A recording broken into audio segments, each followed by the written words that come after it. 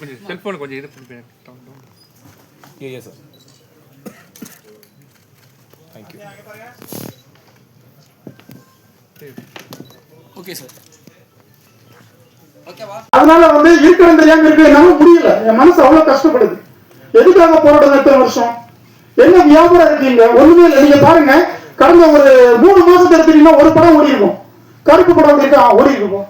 எத்தனை கோடி அவங்க நல்லா இவ்வளவு பெரிய பிசினஸ் ஆயிருக்காங்க. ஓகே, அதுக்கப்புறம் ஏதாவது ஒரு சிறு முதலீடு படத்துக்களை சொல்லுங்க, போட்ட பணம் வந்திருக்கான்னு பாருங்க.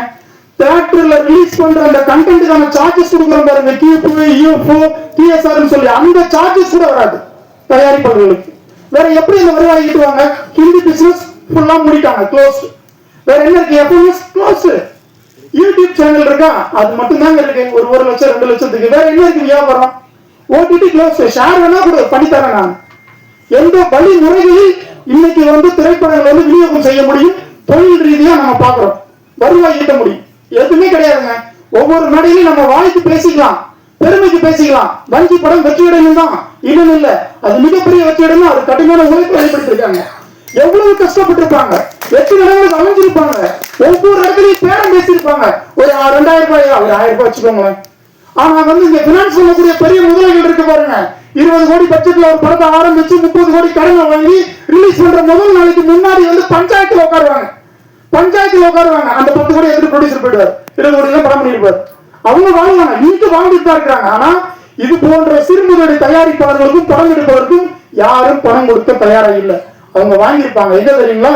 10 பைசா வட்டிக்கு, 5 பைசா வட்டிக்கு, கார் அடமான வச்சு, வீட்டு பத்திரத்தை அடமான வச்சு, சுத்தி இருக்க நண்பர்கள் கிட்ட வந்து 5000, 50000, 1 லட்சம். இன்னைக்கு கூட இந்த இசைலட்டில வந்து அவங்க எவ்வளவு கஷ்டப்படுறாங்க அவங்களுக்கு மட்டும்தான் தெரியும்.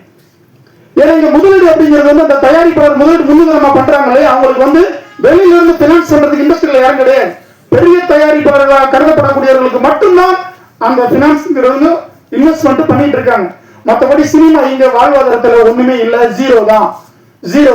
இன்னைக்கு இங்க வந்திருக்க ஊடகத்துறை நண்பர்கள் எத்தனை பேர் நாளைக்கு நீங்க வந்து யூடியூப் சேனல்ல போடுவீங்க, நீங்க நைட் போய் லோட் பண்ணுவீங்க, பேப்பர்ல வரும், அடுத்தடுத்து பிரஸ் நோட்ல வரும், ஒண்ணுமே இருக்காது. அதாவது அந்த இடத்தோட போயிடும். ஏன்னா இங்க ஒண்ணும் இல்ல பெருசா சொல்றதுக்கு அப்படிங்கிற நிலைப்பாடுதான். இதே ஒரு பெரிய செலிபிரிட்டி, பெரிய ஆர்டிஸ்ட் எல்லாரும் வந்திருக்காங்கன்னு வச்சுக்கோங்களேன், அதற்கான வீரியமும் வேகமும் எல்லா இடத்துலயும் வந்து உங்ககிட்ட இருக்கும். இது இயல்பான விஷயம், உங்களை குறை சொல்லல. நான் ஊக்கப்படுத்துங்க, சிறுமுறை தயாரிப்பாளர்களை ஊக்கப்படுத்துங்க. இது போன்ற வஞ்சி திரைப்படத்தை வாழ்த்துங்க. இந்த படம் மாபெரும் வெற்றி அடைய வேண்டும். அண்ணன் இயக்குனர் பேரரசன் அவர்களுடைய புகழ் வளர வேண்டும். இது போன்ற எண்ணற்ற திரைப்படங்களுக்கு வந்து நீங்கள் வாழ்த்த வேண்டும். வாழ்த்து விடைபெறுகிறேன்.